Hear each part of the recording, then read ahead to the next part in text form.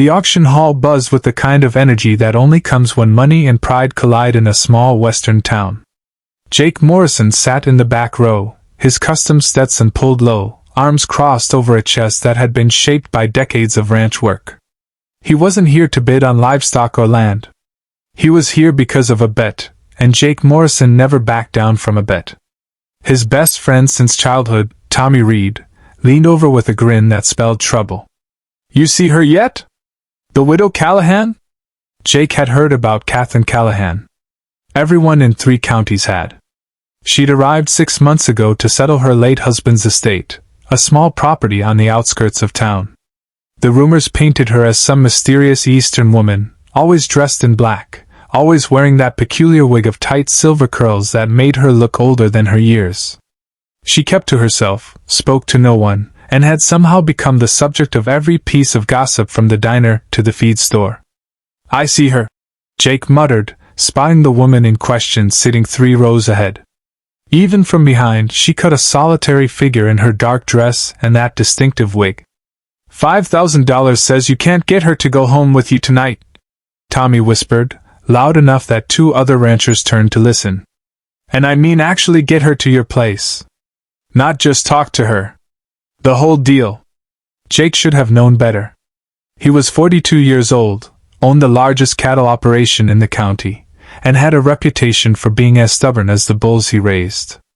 But something about the challenge, about the way Tommy's eyes gleamed with mischief, made him nod. "You're on." The auction proceeded normally for the first hour.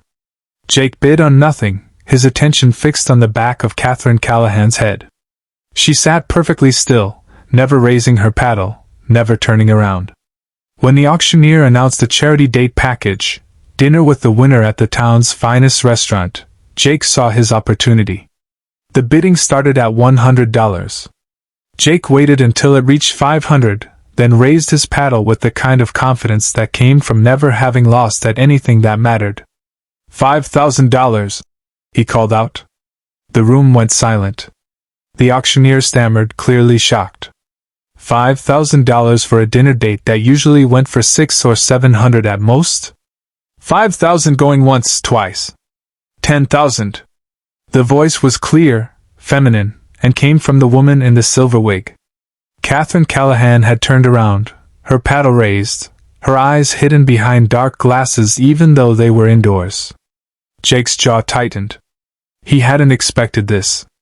$15,000. $20,000. She didn't hesitate. Now the entire hall had erupted in whispers. This wasn't about charity anymore. This was something else entirely, though no one could quite figure out what. Jake stood up, his considerable height making him visible from everywhere in the room. $50,000, he said, his voice carrying a challenge that had nothing to do with money. Catherine Callahan stood as well. She was shorter than he'd imagined, more delicate in her movements. For a long moment, she simply looked at him across the rows of seated bidders. Then she lowered her paddle. "Sold to Jake Morrison for $50,000. The auctioneer announced, sounding like he couldn't quite believe what had just happened. Jake made his way through the crowd, ignoring the backslaps and congratulations, until he reached her. Up close, he could see that the dark glasses obscured most of her face. The wig sat oddly on her head, slightly too large, making her features seem smaller and more pinched. "That was quite a bid," she said, her voice softer than it had been when she was bidding. "I hope you know what you've gotten yourself into." "Ma'am, I always know what I'm getting into," Jake replied, though even as he said it, he wondered if it was true. She tilted her head, and he caught a glimpse of her eyes behind those glasses. They were younger than he'd expected, brighter. "Then perhaps we should skip the restaurant. I find myself in the mood for something more private." That's when Tommy appeared at his elbow, barely suppressing laughter. The bet. Jake had almost forgotten about the bet in the strange intensity of the bidding war. But here was Catherine Callahan, suggesting exactly what he'd wagered he could accomplish. "My ranch isn't far," Jake heard himself say. "If you'd prefer somewhere quiet." "I would prefer that very much." They left together in his truck, leaving behind a hall full of stunned onlookers and wild speculation. The drive to his ranch took 20 minutes along dark county roads. Catherine sat silently beside him, her hands folded in her lap, that ridiculous wig still perched on her head. "You can take off the sunglasses," Jake finally said. "It's dark out. I'll take them off when I'm ready." Something in her voice made him glance over. There was steel there, determination, maybe even anger. This wasn't the vulnerable widow he'd expected. This was someone with her own agenda. When they arrived at his ranch house, a sprawling log structure he'd built himself, Catherine stepped out of the truck and looked up at the stars. "It's beautiful here," she said, and for the first time, her voice held something genuine. Inside, Jake poured 2 glasses of bourbon and handed her one. They stood in his living room, surrounded by leather furniture and the mounted heads of prize bulls, and for a moment neither spoke. "Why did you bid on me?" Catherine finally asked. "Was it a bet?" Jake nearly choked on his bourbon. "How did you? I saw your friend whispering to you. I saw the way the men around you were grinning. I'm not stupid, Mr. Morrison. Men like you don't spend $50,000 on a charity date without a reason." He had the decency to look embarrassed. "It was stupid. I'm sorry. I can take you home right now if you want. And if I don't want to go home?" She reached up and removed the dark glasses. Her eyes were hazel, flecked with gold, and definitely not the eyes of an old woman. Then her hands went to the wig. "The thing about disguises," she said softly, "is that they only work until they don't." She pulled off the wig, and Jake's bourbon glass slipped from his fingers, shattering on the hardwood floor. Beneath that awful silver wig was a cascade of auburn hair that fell past her shoulders. But it wasn't just the hair that made him freeze. It was her face. Without the wig and glasses, without the severe expression and hunched posture she'd maintained at the auction, Catherine Callahan was transformed. She was beautiful, yes, but more than that, she was young. Maybe 30 at most. "I'm guessing you recognize me now," she said, and there was bitterness in her words.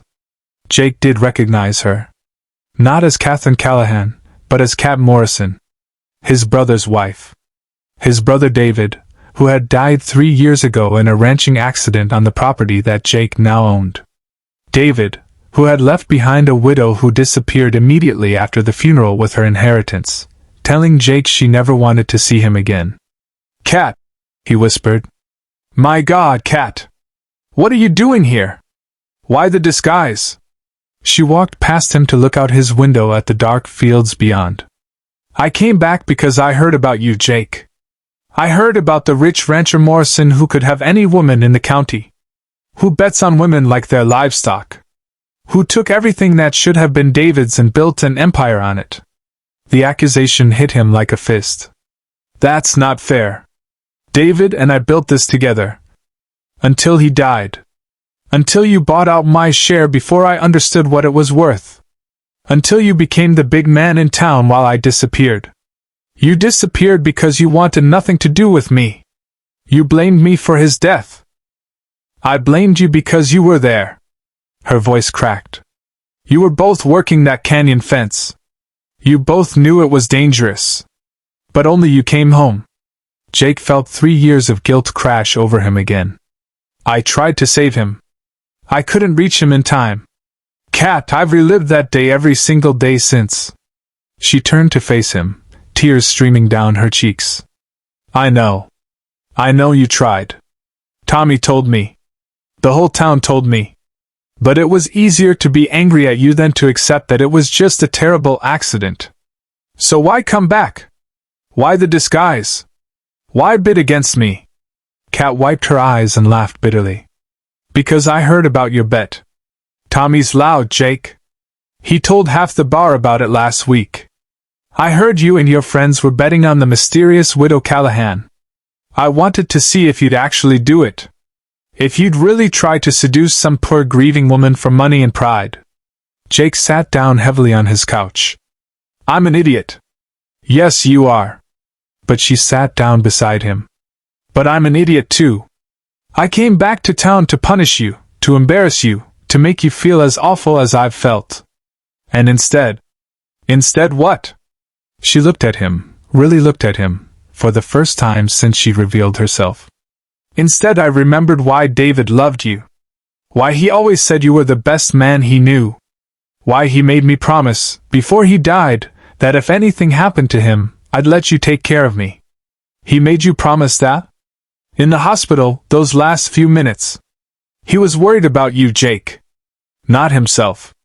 You. He said you'd blame yourself, and I needed to not let you carry that guilt alone. She laughed sadly. I broke that promise. I left you alone with it for 3 years. They sat in silence, the wreckage of Jake's bourbon glass still scattered on the floor, the truth finally laid bare between them. I should have looked for you, Jake said finally. I should have tried harder to explain. I wouldn't have listened. I needed time. She touched his hand tentatively. But I'm listening now. Jake turned his hand over and clasped hers. What happens now? Now? Kat smiled, and it was the first genuine smile he'd seen on her face in years. Now you lose your bet. Because I'm not here as some conquest, Jake Morrison. If I stay tonight, if I stay for any night after this, it's because I'm choosing to. Not because of money or pride or anything else. I don't care about the bet, Jake said honestly. I never did. Not really. Good. Because that would cost me $40 and I refused to let that money go to waste. She leaned against him, and he wrapped an arm around her shoulders carefully, afraid she might bolt. Tell me about the ranch. Tell me what you've done with our land. And so he did, talking into the night about cattle and fields and the business that had once belonged to 2 brothers and now belonged to one. Kat listened, sometimes asking questions, sometimes just sitting quietly beside him. The wig lay forgotten on the coffee table, that symbol of disguise and pain and 3 years of grief finally discarded. When dawn began to lighten the sky, Kat stood to leave. But at the door, she turned back. I'll be at the diner tomorrow at noon, she said. Without the wig. If you want to buy me lunch, I'll be there, Jake promised. She smiled and was gone, driving away in the rental car she'd left parked down his drive. Jake watched until her taillights disappeared, then looked down at the wig she'd left behind. He picked it up, this ridiculous thing that had hidden her, protected her, let her come home without being seen. He'd frozen when she took it off, yes. But not from shock or disappointment. He'd frozen because he'd seen in that moment everything he'd lost when his brother died, everything he'd been too blind to see before, the woman David had loved, the family Jake had let slip away, the future that might still be possible if he was brave enough to reach for it. The bet was lost. But maybe, just maybe, everything else could be won.